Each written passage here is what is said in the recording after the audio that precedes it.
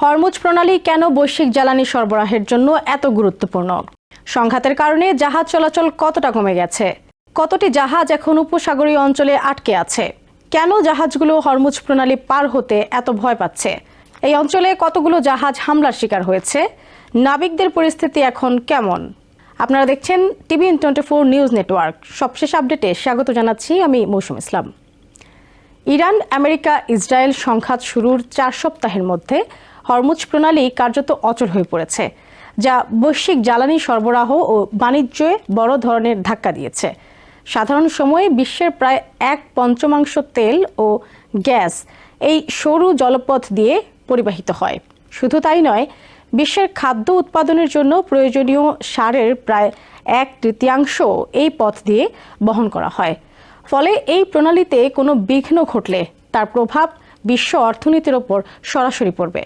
সংঘাত শুরুর আগে প্রতিদিন গড়ে 138টি জাহাজ হরমুজ প্রণালী অতিক্রম করত, কিন্তু বর্তমানে সেই সংখ্যা নাটকীয়ভাবে কমে গেছে। মার্চ মাস জুড়ে মোট যেসব জাহাজ এই পথ ব্যবহার করেছে তা স্বাভাবিক সময়ের একদিনের চলাচলের সমান। নিরাপত্তা ঝুঁকি, হামলার আশঙ্কা এবং অনিশ্চয়তার কারণে অধিকাংশ জাহাজ মালিক এখন এই পথ এড়িয়ে চলছে। এই সংঘাতের মধ্যে অন্তত 20টির বেশি জাহাজ হামলার শিকার হয়েছে। কিছু জাহাজ ক্ষতিগ্রস্ত হয়েছে, আবার কিছু ক্ষেত্রে প্রাণহানিও ঘটেছে। মাসের শুরুতে ওমান উপকূলে পলাও পতাকাবাহী স্কাইলাইট নামের একটি তেলবাহী জাহাজে হামলায় এর ক্যাপ্টেন ও একজন ক্রু সদস্য নিহত হন। এই ধরনের ঘটনা জাহাজ মালিক ও ক্রুদের মধ্যে ভয় ও অনিশ্চয়তা আরও বাড়িয়ে দিয়েছে। বর্তমানে প্রায় 1000 জাহাজ উপসাগরীয় অঞ্চলে নোঙর করে আছে বা বন্দরে অবস্থান করছে। এসব জাহাজের মধ্যে রয়েছে তেল ও গ্যাসবাহী ট্যাঙ্কার, কন্টেইনার জাহাজ সহ বিভিন্ন ধরনের বাণিজ্যিক নৌযান। জাতিসংঘের শিপিং সংস্থা ইন্টারন্যাশনাল মেরিটাইম অর্গানাইজেশন IMO জানিয়েছে, প্রায় 20,000 নাবিক এই অঞ্চলে আটকে পড়েছেন। তারা দীর্ঘ সময় ধরে জাহাজে অবস্থান করছেন এবং অনেক ক্ষেত্রে খাদ্য ও প্রয়োজনীয় সরঞ্জামের ঘাটতির মুখোমুখি হচ্ছেন। তবে পুরোপুরি চলাচল বন্ধ হয়ে যায়নি। সীমিত সংখ্যক জাহাজ এখনও হরমুজ প্রণালী অতিক্রম করছে, তবে তারা আগের মূল বাণিজ্যিক রুট ব্যবহার করছে না। পরিবর্তে অনেক জাহাজ ইরানের জলসীমার ভেতর দিয়ে একটি বিকল্প নিরাপদ করিডোর ব্যবহার করছে। এই করিডোরটি লারাক দ্বীপ ও ইরানের মূল ভূখণ্ডের মাঝ দিয়ে গেছে এবং তুলনামূলকভাবে নিরাপদ বলে বিবেচিত হচ্ছে। ইরান জানিয়েছে তারা অশত্রু জাহাজকে এই পথ দিয়ে চলাচলের অনুমতি দেবে। তাদের সংজ্ঞা অনুযায়ী যেসব জাহাজ ইরানের বিরুদ্ধে কোনো সামরিক কার্যক্রমে জড়িত নয় এবং আমেরিকা বা ইসরায়েলের সঙ্গে সম্পর্কিত নয়, সেগুলোই এই অনুমতি পাবে। ফলে এই পথ এখন রাজনৈতিক ও কৌশলগত নিয়ন্ত্রণের একটি হাতিয়ার হিসেবে ব্যবহৃত হচ্ছে। এই করিডোর দিয়ে যেতে হলে জাহাজগুলোকে ইরানি কর্তৃপক্ষের অনুমোদন নিতে হচ্ছে। বিশেষ করে ইরানের রেভলিউশনারি গার্ড IRGC জাহাজগুলোকে সরাসরি যাচাই করে অনুমতি দিচ্ছে।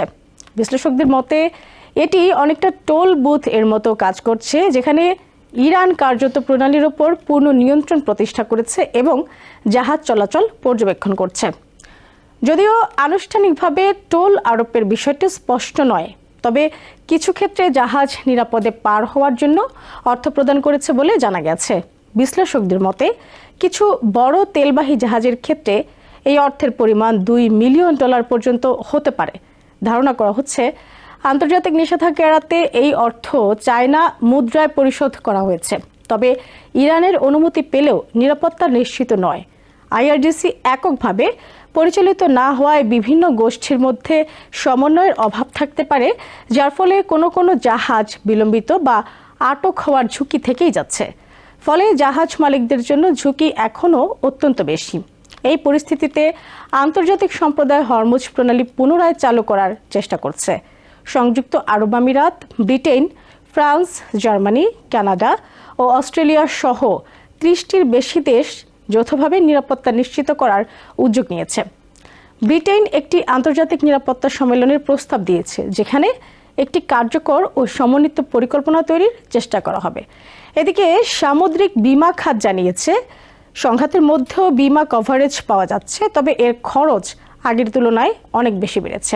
তারপরও অনেক জাহাজ মালিক ঝুঁকি এড়িয়ে চলার সিদ্ধান্ত নিচ্ছেন, কারণ শুধু অর্থ নয়, মানব জীবনের নিরাপত্তাও এখানে বড় বিষয়।